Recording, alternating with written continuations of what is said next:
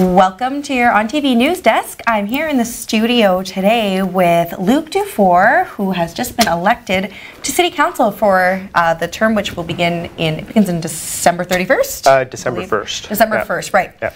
November 31st, or November 30th is the end of this council, so. You got it. The last meeting, though, is November 5th, I think, for council, so I guess technically if anything happens in between the 5th and the 30th, it's on them. Yeah, I guess so. I've already been taking calls since the day after the election, so.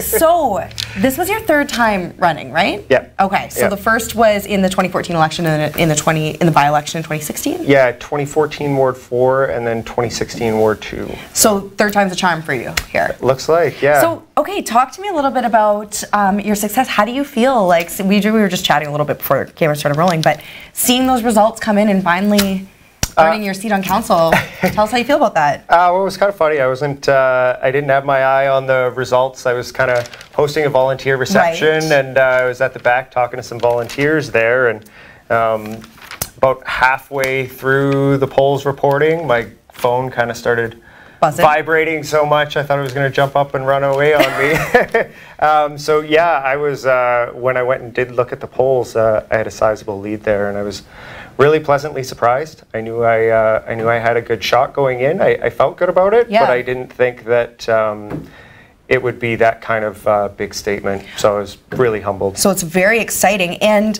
what did you do anything differently this time that changed kind of the results, or was it just a matter of putting in the work and getting your name out there continually? Yeah, like the only thing different this time around is going door to door with a 6-month-old baby. It was pretty cute, so that might have done it. I'm sure that didn't hurt, but no, I think just the combination of the ward amalgamation, the fact that I had people in Ward 4, so the whole western part had already known me. And then all the Ward 2 people, that was the eastern part of my new ward.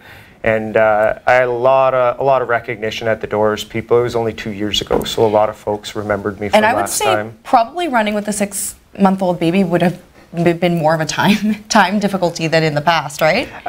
Yeah, so I got personally probably between 3,000 and 3,500 doors, which I thought was pretty good. I mean, we had a presence at the whole ward with mail drops and stuff, but I don't count that as me doing it, you know? That's fair. So that's a little less than last time, but yeah, I think it was still great coverage, and doing the debates and the media stuff like that, definitely I think proved to be pretty important. Yeah, I mean, it gives people the opportunity to really hear out each, especially in a ward like Ward 2 where there were so many councillors or potential councillors running. Totally.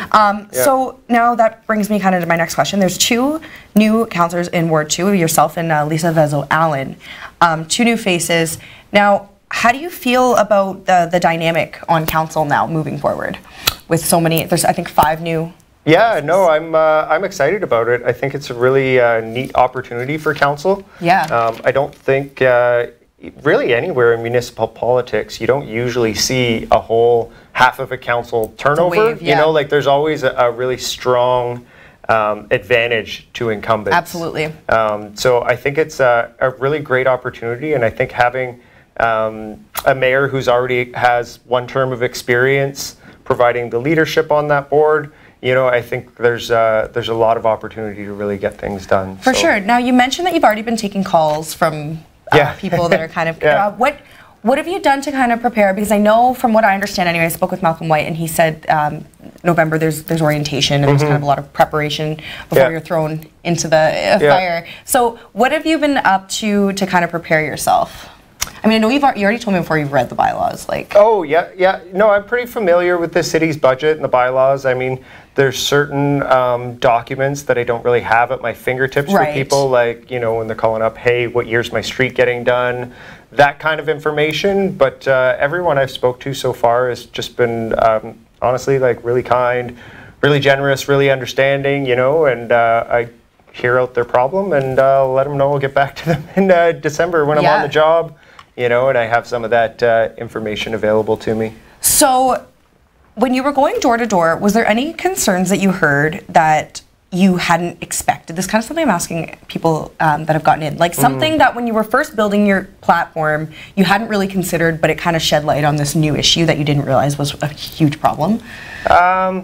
Well, kind of like one of the ones that's kind of still stuck in my mind that I mentioned earlier was, you know, the person at one of the doors who reminded me that, you know, down at City Hall, we have flags representing every other nation all across the world, but we don't have any Indigenous or local Aboriginal symbols or representation there, you know, and that was, I knew always that there's a lot of work to be done with those relationships, but that was like a really obvious in your face. I'm like, hey, you're totally right, and I didn't, you know, I was ignorant of that, and I was really glad to have it pointed out to me. Yeah, and I think learning things like that, that's something you wouldn't learn unless you went door to door and really talked to people, right? Totally. But it's something that, and it sounds to me from what I've seen and read and heard, that the members on council and Christian Provenzano himself are really looking towards kind of building on that relationship or with the Indigenous people. So hopefully that can be changed, because when you think about it, it does seem kind of silly that we tout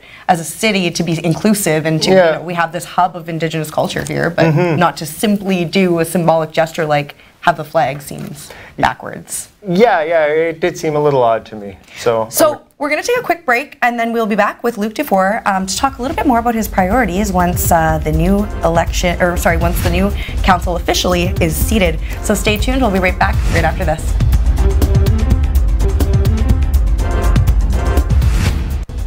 Welcome back to your On TV News Desk. I'm still here with Luke Dufour, newly elected Ward 2 councillor. So, Luke, we talked a little bit about your run for a seat. Now, upon getting started in council, what's one of your first priorities? We talked a lot about what some of the key issues are. Out-migration, beautifying Queen, all of these things, and especially Ward 2 does have some very unique, particular niche concerns. But what's something that you're really, really anxious to get on the table upon getting started? So, I mean, once I'm orientated and been placed on the boards that I'll be, representing, one of the first priorities is downtown. Right. I think that the future SSM committee is going to be coming with some exciting recommendations. I'll be supporting those. I kind of tied into that, I said all along throughout the campaign that I supported the Bay Street beautification project to tie the waterfront back into Queenstown. That's something I still support, and one of the ways that I want to kind of get started on that is by taking a look at our 4-year capital forecasting.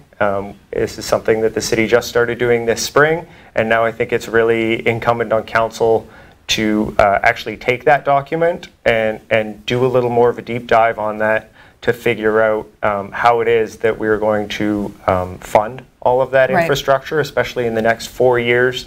The city staff has done a really great job with that document in identifying funding sources that we do have. But you can tap into? Yeah, and now it's on council to start exploring other options as well. So to actually act upon that? Yeah, starting that. So, what would you say was the toughest part about running in this particular campaign? I mean, all campaigns, I think, it's a grind. I think that you have to really prepare yourself well for it, especially mentally, because even though 7-8 weeks doesn't sound like a long time, if you're knocking on doors every single night after work and you're looking at 14-hour days. Yeah, 24 hours every weekend knocking on doors. It's a lot to digest socially too. Oh, because, absolutely. A lot of conversations at the door. It's new people all the time, and sometimes it's not always really deep conversation. It's kind of, hi, how are you, introductory stuff, and it just gets tiring after a while. So I think that for me was the biggest challenge, and it was one I think I dealt with pretty well. Yeah, well, I mean, here you are. So, so when you're at the door and you're talking to the people of Ward 2, you said you hit probably about 3,000-ish. Yeah, doors. Somewhere around there. So was a general consensus, were people critical of council? Were they hopeful? Were they fed up? Like, what idea did you get from people about where they're kind of at with? Are they apathetic? Yeah, I think you had. I mean, anytime you're knocking on doors with the general population, you're going to get a cross section of everything, right? I think a lot of people I don't know if it's so much an anger with the status quo as just kind of just a recognition that part of life is change, right. you know, and any good, healthy organization is going to have younger talent coming up, and that adds something rather than replaces something when right. it comes That's to a fair. board. Yeah. And I think a lot of people that I spoke with, anyways, I think they were just really excited to see, you know, someone who was starting a family, someone who had started, you know, helped to start a business and was helping to, you know, manage its growth.